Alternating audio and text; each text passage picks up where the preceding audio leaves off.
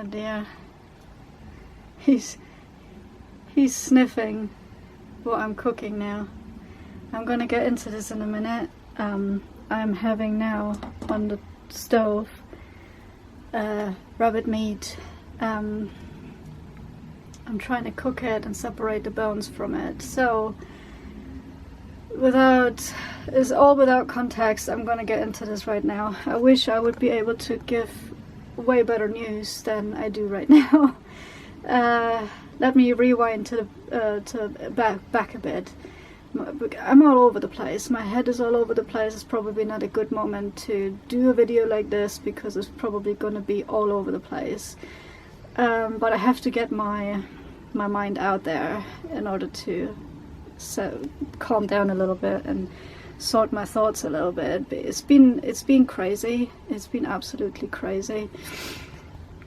Okay, the last video ended with this guy having a massive ear flare-up again and me trying to get Zuralan from the vets, and that was not successful. And I explained that in the last video why that was, so I'm not getting into that now. And I started fasting him, and it turned out to be a good idea. So I have to say, yes, I keep pointing now because he's laying there, right there. It is a success story with the fasting. I've done it for 2 days, meaning one evening he had the last feed. I gotta change the battery for a second. Alright, battery changed. So he had the last feed that one evening, and then I did not feed him for 1 day and a half day, because one day he had no food, and then the next day he had no food until the evening around 5. So I fed him then, but a small amount with lots of bone broth. And his ear seemingly calmed down, and yeah, without the Zuralan or anything. So that was a huge success story. I was like, yes, I finally had that sorted. That was good. And I was so happy and so pleased about that it works without having to spend massive amounts of money that I don't have in order to heal this dog up. And I know now how to fix an ear flare-up, which I will always refer back to. As soon as he has an ear flare-up with whatever food reactions he has, which the ear flare-up was literally because of the food reactions from the oily rabbit and the turkey and lamb trials. So the main trigger was the oily rabbit, and the other triggers were the turkey. I have to attend my meat here right now.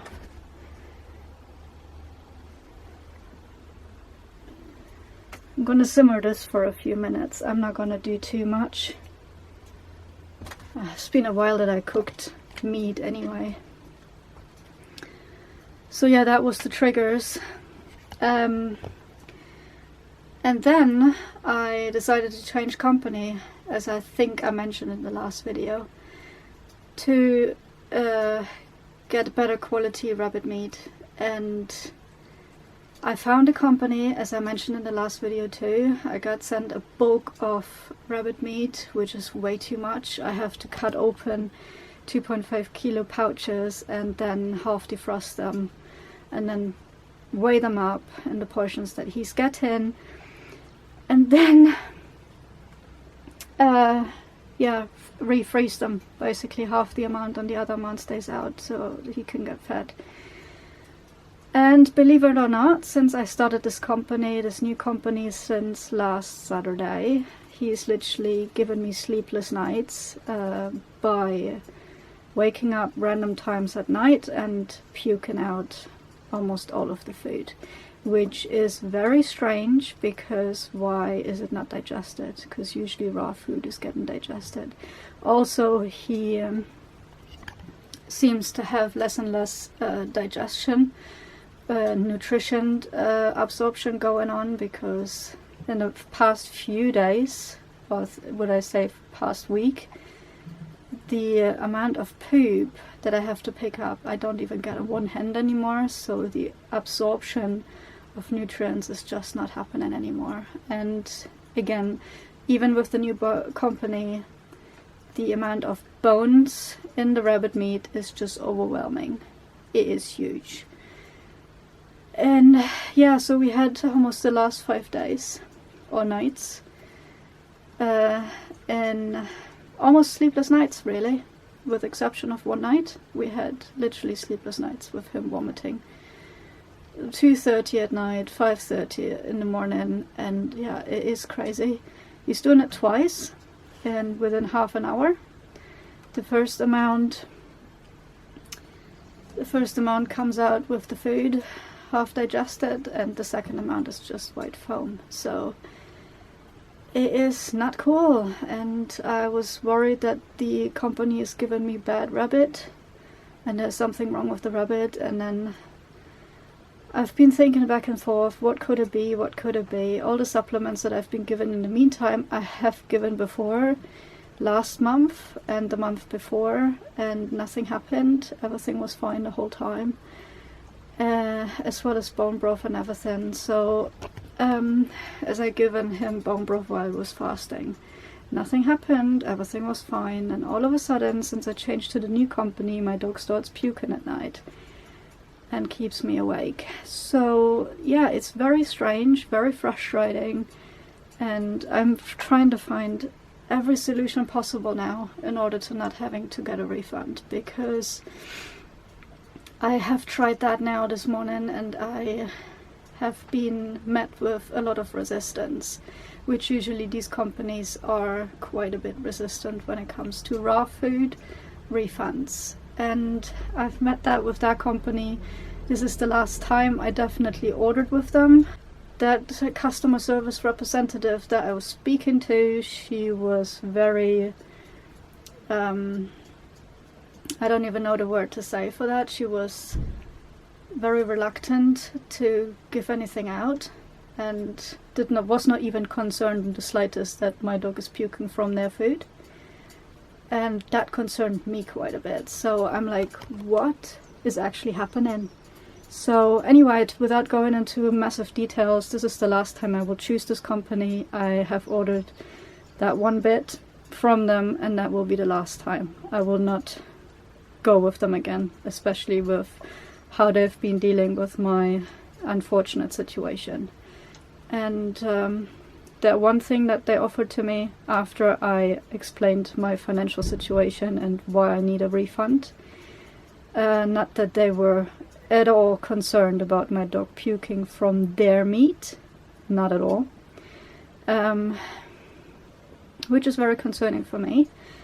They offered as a generous suggestion or gesture to having me to send that food back. Then they will analyze it, and if they feel like it and they assume right, they will refund me. So there is no guarantee that I would get a refund anyway, and that is just not happening. So being in an uncertainty about the situation and my financial situation is just not working. So if I send it back, I have nothing. And I explained that to them as well, but they don't care, just don't care. Anyway, after a few hours of complete head fog and being super overwhelmed with what's going on and not knowing what to do next, I have decided to not go through the ordeal and give them their meat back. So I decided to start cooking it in big batches, which I'm doing now. I let it simmer for a few minutes, and then I switch it off and rinse all the water out, and then somehow try to separate the bones from the meat as much as possible, and then see if that makes a difference with him with the eating, and try that over the next 2 days and see if he pukes tonight or not, and pukes tomorrow night or not. Otherwise I will actually have to let it go and go get some fish, I guess, and then go with a different company. But it is mind-blowing. It is mind-blowing how crazy the situation has overturned into a nightmare again, which after one success story it turns into another nightmare. which I have to resolve. I will resolve, but it's just way too overwhelming if you have not much possibilities of getting onto another meet or having a super responsible, a super responsive and understanding company as well, that makes everything possible in order for you to stay with them, because they really have no interest in me staying with them whatsoever. And that's fine by me. There's plenty other companies out there that I could choose from, so not plenty, but other companies that are not as crazy. So yeah, I had started earlier to